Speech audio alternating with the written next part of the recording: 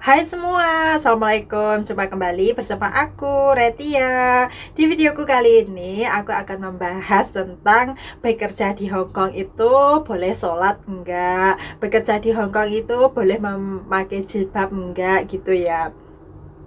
Aku akan jelaskan kepada kalian boleh enggaknya sholat dan berhijab itu semua tergantung sama majikan ya.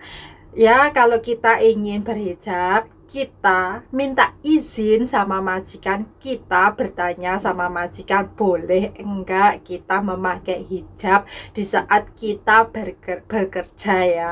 Kalau si majikan memperbolehkan, ya alhamdulillah kita bisa memakai hijab. Dan kalau untuk sholat 5 waktu itu, kita juga harus minta izin sama majikan, boleh enggak kita diizinkan untuk meminta waktu sebentar untuk sholat 5 waktu.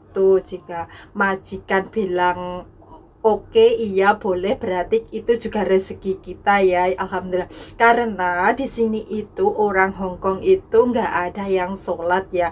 Kalau khusus penduduk Hong Kong itu kebanyakan berbeda agama ya. Jadi kita juga harus saling menghormati. Dan kita pergi ke luar negeri itu juga harus siap resiko apapun.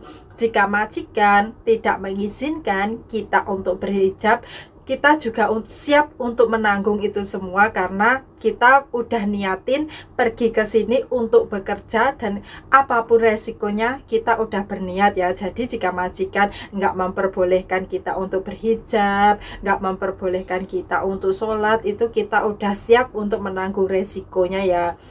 Ntar jangan karena majikan nggak memperbolehkan kita berhijab, majikan nggak memperbolehkan kita untuk sholat, kalian ngebreak, itu jangan banget ya. Itu gimana ya, nggak masuk akal sama sekali. Karena kalian sendiri juga tahu orang Hong Kong itu agamanya berbeda dengan kita. Kalau bisa kita gimana ya, saling menghormati. Kalau kalian udah siap, seandainya ntar kalian di Hong Kong mendapat majikan nggak mengizinkan untuk berhijab, nggak mengizinkan untuk sholat, kalian udah siap menanggung semua itu ya. Jadi kalau untuk berhijab dan untuk sholat itu semua tergantung majikan ya.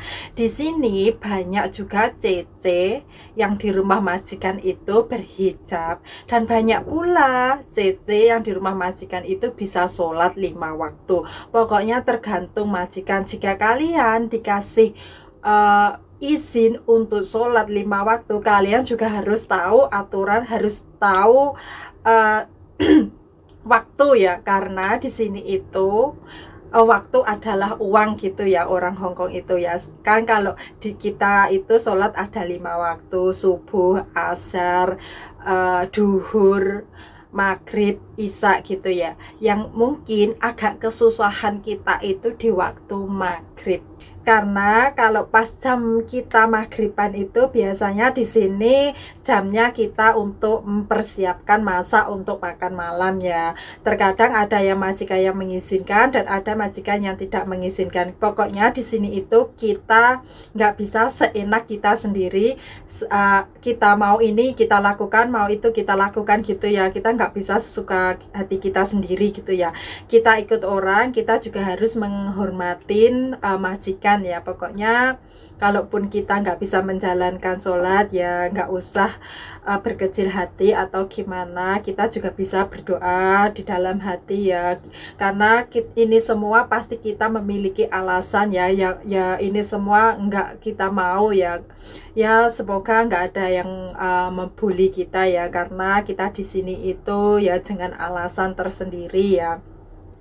Pokoknya di sini itu gimana ya, kita ikut majikan apa aja kita harus minta izin sama majikan ya. Kalau bisa jangan kita mencuri waktu untuk sholat, nggak bilang sama majikan. Takutnya kalau ketahuan majikan nggak suka, terus majikan ntar mempermasalahkan gitu ya. Kalau bisa sepele apapun kita harus minta izin sama majikan dulu. Kalau majikan tidak mengizinkan ya kita harus terima. Tapi kalau majikan mengizinkan ya alhamdulillah ya. Pokoknya kalau bisa jangan mencuri-curi ya, bahkan mencuri-curi waktu pun kalau bisa. Kalau kita masih baru di sini itu kalau bisa jangan ya. karena ikut orang itu pasti ada enak dan pasti ada nggak enaknya. Nggak seperti di rumah kita sendiri itu, kalau kita mau begini ya kita gini, terserah. Kita mau tidur ya tidur gitu ya. Kalau di sini boro-boro mau tidur ya, kalau ada majikan itu ya duduk juga serba salah, terus bekerja terus juga serba salah. Pokoknya ikut orang itu banyak sekali dukanya ya. Di antara senangnya itu pasti banyak dukanya. Bahkan majikan baik pun ya, majikan yang baik pun kita itu memiliki sungkan ya. Kalau orang Indonesia Raya itu ya kebanyakan memiliki sungkannya ya. Kalau majikan baik itu cenderung kitanya yang sungkan gitu ya. Mau ngapain aja itu merasa sungkan gitu kalau udah dibaiki. Karena itu terjadi pada aku sendiri ya. Kalau aku memiliki majikan baik itu, aku mau ngapain aja cenderung sungkan ya. Mau duduk terus juga sungkan, kan mereka juga udah terlalu baik sama kita, masa kita juga gimana gitu. Pokoknya ya kita terima aja ya. Di sini itu kalau memang kita nggak diizinin sholat atau nggak diizinin berhijab, kalian jangan berkecil hati dan kalian jangan mengambil tindakan untuk ngebreak atau notice ya.